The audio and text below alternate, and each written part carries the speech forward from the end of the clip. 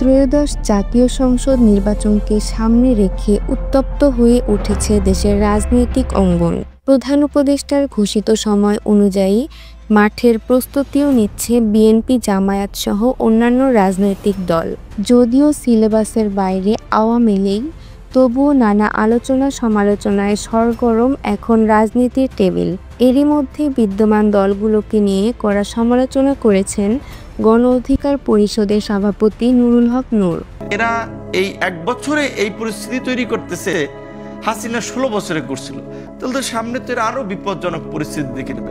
নূরের মতে এমন পরিস্থিতিতে অনেকেই মনে করছেন বর্তমান বৈধ রাজনৈতিক দলগুলোর পাশাপাশি আওয়ামী লীগকেও রাজনৈতিক স্পেসে রাখতে হবে, যা আওয়ামী লীগকে কামব্যাক করার একটা রাস্তা তৈরি করে দিচ্ছে বলেও শঙ্কা প্রকাশ করেন তিনি। আমরা যা করলাম সেইটাও আওয়ামী লীগকে কামব্যাক করার একটা রাস্তা তৈরি করে দিয়েছে। সম্প্রতি বেসরকারি এক টেলিভিশনের টকশোতে অংশ নিয়ে তিনি এসব কথা বলেন।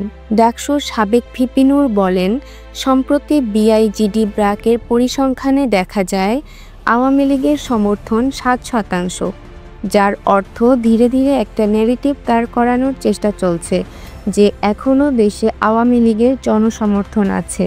আর ফাইনাল নির্বাচনের আগে এমন আরেকটি জরিপে দেখানো হবে তাদের জনসমর্থন 10 থেকে 15% বৃদ্ধি পেয়েছে। তখন প্রশ্ন উঠবে এদের বাদ দিয়ে কিভাবে নির্বাচন করবে।